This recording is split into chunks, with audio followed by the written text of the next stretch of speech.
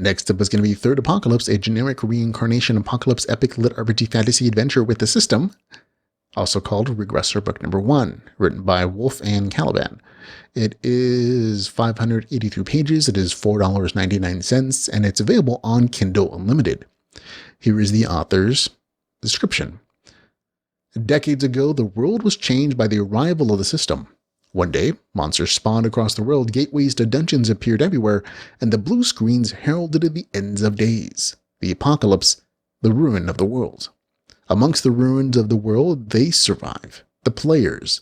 They granted power. Those granted power by the system and led by the second regressor, the King of Crows. He who mastered the system learned the truth of the apocalypse and seized the keys of absolute authority. But even a king cannot stop the fall of mankind. No power is absolute, and an end is eventual, the final calamity and coming of disaster. To fight the overwhelming power of a mad god, the mark of the regressor will be passed on. Jax Nolan is picked as the successor, the man destined to go back to the beginning, back to the start of the apocalypse and the advent of the system, and become the hero of the story. Okay, this is a pretty good regressor story. And if you don't know what a regressor story is, a regressor story is when somebody goes back to an earlier period in their life with the foreknowledge that they'd gained in living it. So it's like you're 80, 90 years old, and you go back to when you were 12. Or in this case, the main character lives to the end of the apocalypse, or the world's end, and he is sent back to an earlier point of life, in this case at the beginning of the apocalypse, with that foreknowledge to some degrey. And I'll describe how that's a little bit different in this particular story. But that's what a regressor story is, a chance to relive your life with future information so you can avoid mistakes, take different life paths, change history potentially. And it's a very appealing kind of subgenre on its own. But you add in the RPG apocalypse aspect of it and it kind of bumps things up, gives it some nice quantifiable progression points, and it's really enjoyable kind of combination. I've read a lot of manga and online webcomics with this kind of thing going on, and I've always enjoyed them tremendously. I will say that this particular story had a rougher start for me. The first 20% is really focused on the end of the apocalypse. There's a lot of action in there, and it's supposed to set up like the major characters in the apocalypse for this series potential. Like it names drop a bunch of people, King of Crows, the Queen of Swords, I think, or something. And it goes out of its way to kind of describe the end of the world and a few battles to kind of pick up the pacing. For me, I felt like it was kind of a waste. Not that it was poorly written or anything, but like I am not going to remember all those characters' names for the rest of the story. Like I remember one or two, but I felt like it would have been a better time of like, just giving a few really big name characters and then reminding readers of who they are if they come across them later in the actual series when the main character is regressing and going on through. And especially if you're going to try to use that to set up, the things they're going to happen in book 2 or 3 or 4, then there's no way I'm going to remember all those details of that first 20% of book number 1.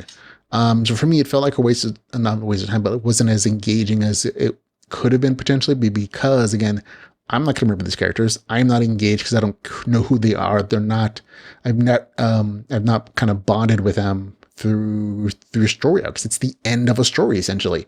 It's almost like the end of another book. And so I would have probably appreciated a shorter nugget of that, which is what happens in like a lot of other regressor stories where you get like, the first 5%, or like just like a chapter, like, this is the end, and he's going to reset at the beginning, and we're going to name up everybody we need as the story progresses on. So, small little thing for me. But again, not badly written, just like a thing like, I've seen it done a little bit differently in other books. It is what it is, though. So it just kind of went on a little long for me. But once the story does hit the regression part after the 20% mark, it's really nice. Like it really is. Like the main character goes back to an earlier point of his life. He has his future memories, and he starts using them in regressor like fashion to like improve his odds of survival at the beginning of the apocalypse and potentially save people or help or connect to people who are going to be important in the future.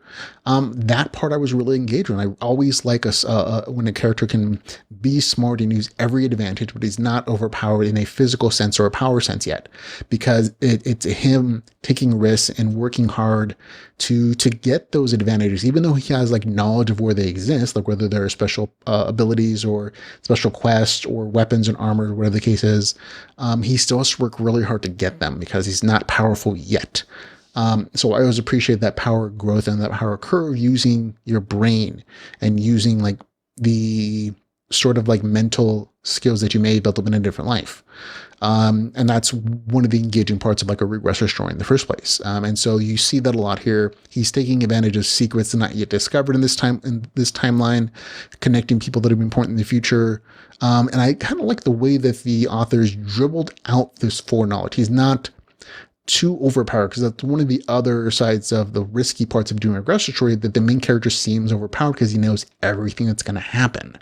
And the way that the authors in this story kind of combined that is making the main character only know a certain amount of foreknowledge, and memories being unlocked about different timelines or different regressor futures that he's been through as the story progresses. So he sort of unlocks them as he goes on particular quests or interacts with different people, and the story kind of pans away for a little bit to give you like a little small, not only a short story, but like, maybe a couple hundred words about a memory that he's having about this particular interaction with this person or this particular interaction with the situation. And that was a really nice way for me, at least, of like giving little like almost short story backstories for the character or other characters and their potential futures and plot lines. So I really like that particular implementation of the doling out of this foreknowledge that, intricate to a regressor kind of plot line. So I really enjoyed that. For me, that was kind of a highlight.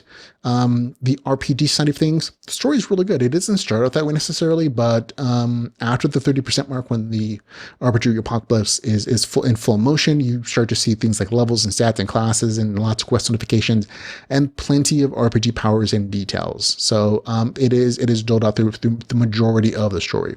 The story is a little action focused, and so it doesn't really combine those RPG elements within the action itself, which is really good to me. That way the story focuses on the elements that are really engaging for readers. And then afterwards you get a kind of a countdown of like, oh, this is your experience countdown. The main character doesn't level anytime he wants to. He actually has to go to certain locations to level there. And so he might do multiple levels at one time after he's doing a lot of quests. But even like in the in-between times between your combat scenes, you have nice little explorations of what power sets are, how the main character can combine them, or giving advice to other characters about their particular power sets. So there's lots of like theory building, which a lot of LitRPG readers really enjoy.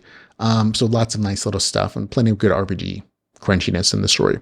Overall, I think the story does a really good job as both an RPG apocalypse story and as a regressor story. If it had been one or the other, I think I probably would have liked it less, but the combination it really appeals to me personally, for the reasons I've stated already. So I had a good time with it. There are plenty of dangers in the story and scenarios and dungeons, and terrible people that the main character just has to deal with. And it was really easy to root for the main character because he's not overpowered, and the way the authors chose to dribble out that foreknowledge of potential future events really made it so the main character doesn't feel like he's all knowing and all powerful at the beginning of the story, at least. So really had a good time with it. Gets a score of 7.8 out of 10, which is a really good review score.